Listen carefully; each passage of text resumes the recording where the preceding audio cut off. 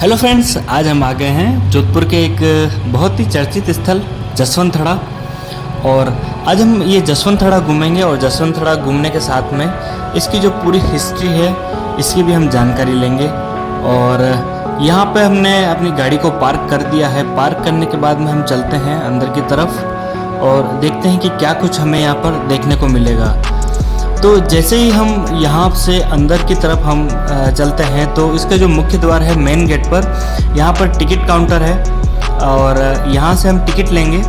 ये यहाँ से हम टिकट लेंगे, टिकट काउंटर है यहाँ पर। और ये जो देसी पर्यटक हैं उनके लिए 30 रुपये और जो विदेशी पर्यटक जो होते हैं उनके लिए 50 रुपये यहाँ का शुल्क रखा गया है। और यहाँ से हम अंदर की तरफ एंटर हुए। एंटर होने के बाद में हम देख रहे हैं छोटी सी एक ये छोटे छोटे कमरे बने हुए हैं और उसके बाद में इधर एक छोटी सी झील है। तो यहाँ का पूरा इतिहास भी हम जानेंगे और पूरा घूम के देखेंगे बहुत ही बारीकी से। एक एक चीज़ को मैं एक्सप्लोर करने की पूरी कोशिश करूँगा यहाँ पर। और आप देखिए काफ़ी खूबसूरत नज़ारा यहाँ पर देखने को मिलता है हमें। जैसे ही हम यहाँ एंटर होते हैं काफ़ी एक सुकून भरी एक हमें यहाँ पर राहत मिलती है। और यहाँ पर देसी और विदेशी पर्यटक आते रहते हैं। और वैसे विदेशी पर्यटक मैंने काफ़ी कम देखे हैं यहाँ पर, लेकिन देसी पर्यटक काफ़ी यहाँ पर घूमने के लिए आते हैं, देखने के लिए आते हैं। और ये जो जसवंत थड़ा है बेसिकली एक ये शमशान घाट है जो जोधपुर के जो मारवाड़ के जो राजा महाराजा हुआ करते हैं उनके जो है शमशान घाट है यहाँ पर।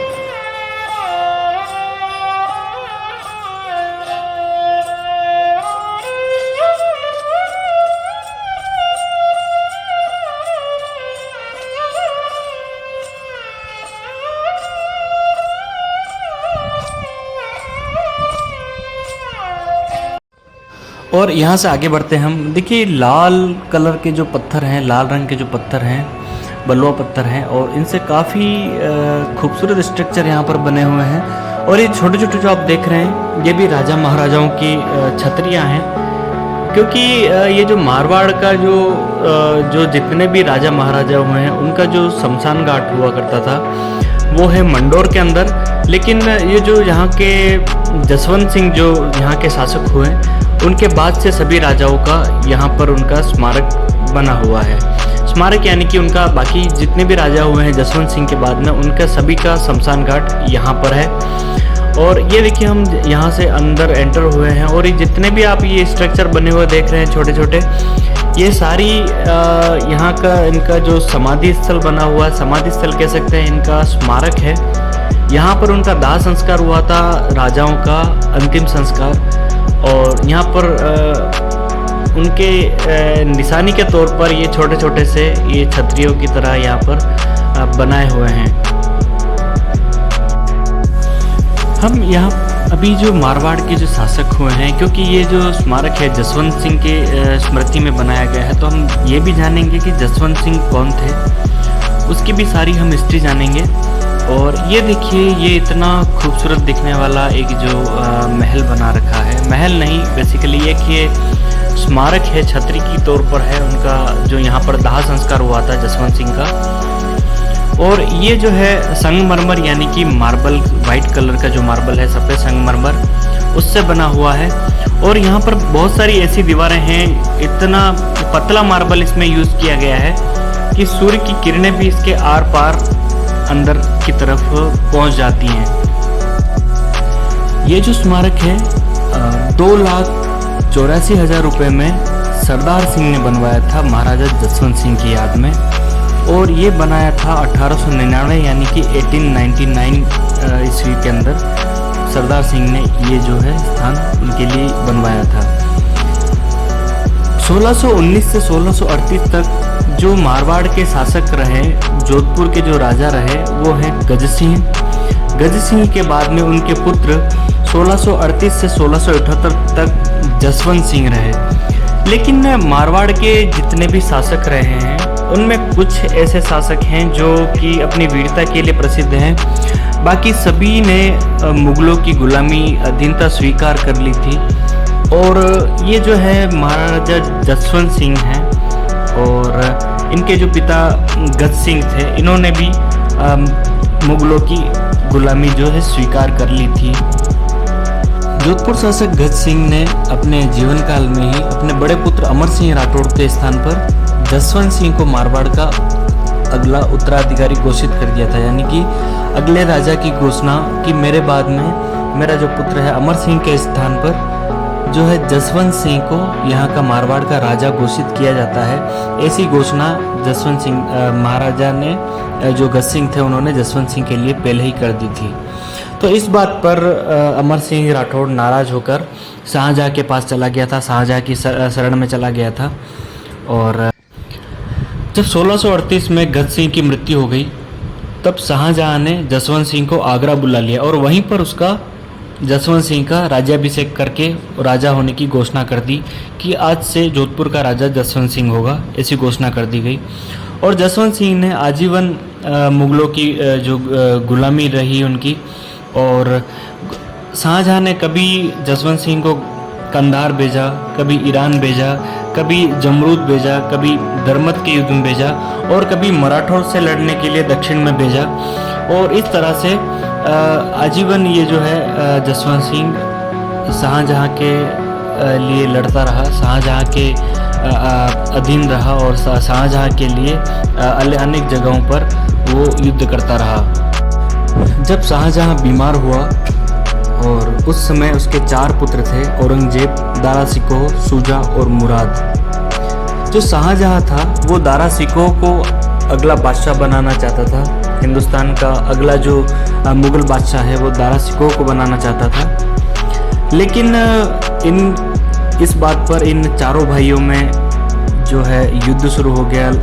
अगला बादशाह यहाँ का बनने के लिए, हिंदुस्तान का बादशाह बनने के लिए औरंगजेब, दारा शिकोह, शुजा और मुराद, ये चारों आपस में लड़ने लगे। और उस समय पर औरंगजेब जो था दक्षिण भारत में भेजा हुआ था शाहजहाँ ने, तो वहाँ से लौटा और वहाँ से लौटकर जो उज्जैन के पास में एक स्थान है धर्मत, वहाँ पर उसको लड़ने के लिए, उससे लड़ने के लिए शाहजहाँ ने जसवंत सिंह को भेजा। और जब इस धर्मत के युद्ध में औरंगजेब जीत गया और शाहजहाँ की तरफ से इसका जो सेनापति कह सकते हैं, ये जो जसवंत सिंह थे। और इसके बाद में जब हारने के बाद जसवंत सिंह जब जोधपुर जा रहे थे, जोधपुर जाने से पहले वो कुछ दिन सोजत में रुके थे। सोजत राजस्थान के पाली ज़िले में एक स्थान है सोजत, वहाँ रुके थे 15 अप्रैल और 1658 में वहाँ रुके थे। और ये आप जो देख रहे हैं ना, ये उनका स्मारक है अंदर, जो उनका स्मारक समाधि स्थल बना हुआ है, ये वाला हम देख रहे हैं और काफ़ी सुंदर बना हुआ है। तो हम लौटते हैं अपनी पुरानी बात पर। सोजत रुके और सोजत रुकने के बाद में फिर जब वो जोधपुर गए तब जोधपुर में उनकी जो रानी थी जसवंत दे, उनके क्योंकि इतिहास में उनके कई नाम मिलते हैं, जसवंत दे और महामाया भी एक नाम मिलता है, एक नाम उनका करमेती भी मिलता है। तो ये जो उनकी जो रानी थी, उन्होंने किले के दरवाजे बंद कर दिए क्योंकि रानी ने कहा कि एक राजा जो होता है, एक क्षत्रिय जो होता है, उसका धर्म होता है कि वो युद्ध क्षेत्र में या तो जीत के आए या फिर अपने आप को बलिदान करके आए या शहीद होके आए, वीरों की भांति मृत्यु को प्राप्त होके आए, तब वो राजा कहलाने की योग्य होता है। और ये जो मेरे पति हैं वो हार के आए हैं, ये कह के उन्होंने अपने जो किले के जो दरवाजे थे उनको बंद कर लिया था।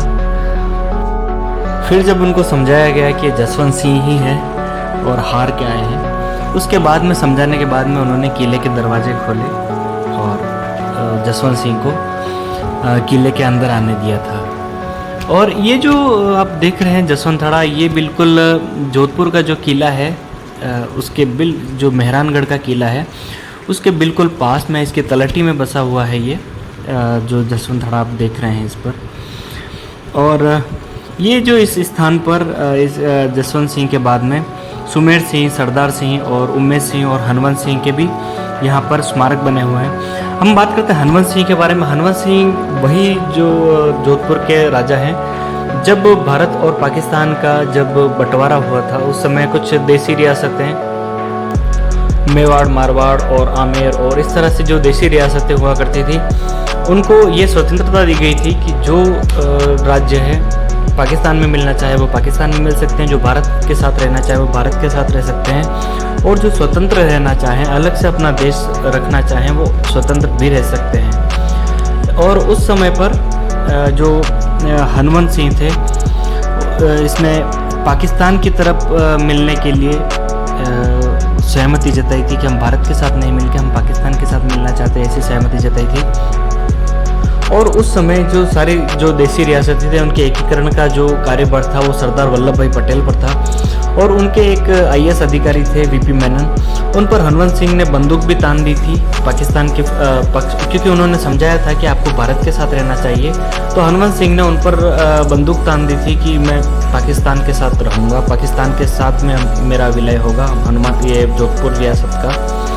और काफ़ी उनको समझाने के बाद में जब उदयपुर के महाराणा भूपाल सिंह ने उनको समझाया, महाराणा भूपाल सिंह को भी हनुमंत सिंह ने पत्र लिखा कि आप भी अगर आ जाते हैं हमारे साथ में, पाकिस्तान में अगर मिल जाते हैं तो ये बहुत ही एक सहज कार्य हो जाएगा, हम पाकिस्तान के साथ मिल।